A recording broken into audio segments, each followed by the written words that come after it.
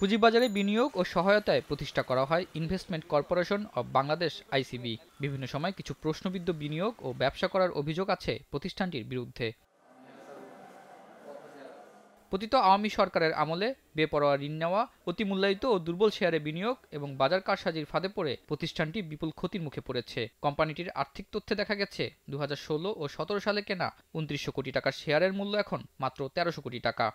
30 June 2025 শেষে কোম্পানিটির record 1214 কোটি টাকা লোকসান করেছে, আর ঋণের পরিমাণ ছাড়িয়েছে 12,000 কোটি টাকা। সেক্ষেত্রে আয়ের 94% চলে যাচ্ছে সুদ পরিশোধে। সরকার জানে যে আইসিবির সমস্যাটা কোথায়। এই সমস্যাগুলো গত 10 বছরে হয়েছে, 5 বছর বাদে দাও, গত 10 বছর হয়েছে। মানে they borrowed from the lending agencies including bank, then they reloaned. এমন সব জায়গাতে দেওয়া হয়েছে যেখান থেকে টাকাটা আসতেছে না। আর একটা আনফর্চুনেট জিনিস হচ্ছে ওই যে শেয়ার বাজারে হাবিজাবি শেয়ার অনেকগুলো চলে আসছে থ্রু মেবি ফ্রেশার আর wasted inter whatever you can call it. এই অবস্থা থেকে উত্তরণ করা দুরূহ অবস্থা। এই যে শেয়ার বাজারের নিচে আসছে না এখন, ওই আরও ঘাটতি বাড়ছে ওই পোর্টফোলিওতে। 5 আগস্ট পরবর্তী সময়ে 2 দফায় 4,000 কোটি টাকা দেওয়া হয় আইসিবিকে। কোথায় যাচ্ছে সরকারের দেয়া এই অর্থ? ওটা অ্যাবসলিউটলি ফর দ্য মার্কেট হবে, not for payments against the loan money or borrowed money. That was absolute. কিন্তু সেটা হয়তো সরকারকে আমি দোষ দিই না, কারণ লুজিং কনসার্নে সরকার কত দিতে পারে।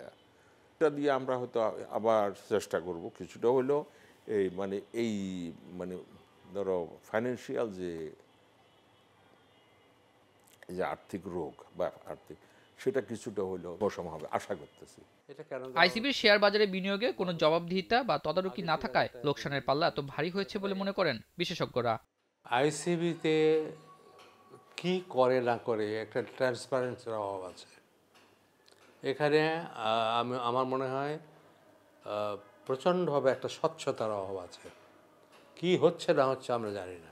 আইসিবিতে গত 15 বছরে কি হয়েছে, কোথায় তারা ইনভেস্ট করেছে, কিভাবে ইনভেস্ট করেছে, কোনো কনফ্লিক্ট অফ ইন্টারেস্ট ছিল কিনা, কেউ টাকা নিয়ে চলে গেছে কিনা, ম্যানিপুলেটরদের সঙ্গে তাদের ইন্টারেস্ট ছিল কিনা। এখন তাদের যে শেয়ারগুলো আছে প্রচুর পরিমাণে তাদের খুব নিকৃষ্ট মানের শেয়ার আছে।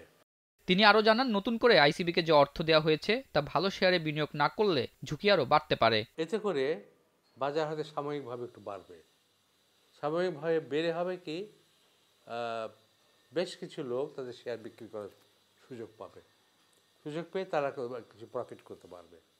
কিন্তু ওই বেশি দামে যে শেয়ারগুলো যে লোকগুলো কিনবে, যখন আইসিবির এই ফান্ড শেষ হয়ে যাবে আবার একই অবস্থায় দাঁড়াবে। 1,000 টাকা কয়দিন চলে, তখন যে লোকগুলো এই হাই প্রাইসে কিনেছে ওইগুলো আবার ফার্দার লস খাবে। আইসিবি আবারও 13,000 কোটি টাকার সরকারি সহযোগিতা চাইছে। আতাউন নিয়ন, স্টার নিউজ, ঢাকা।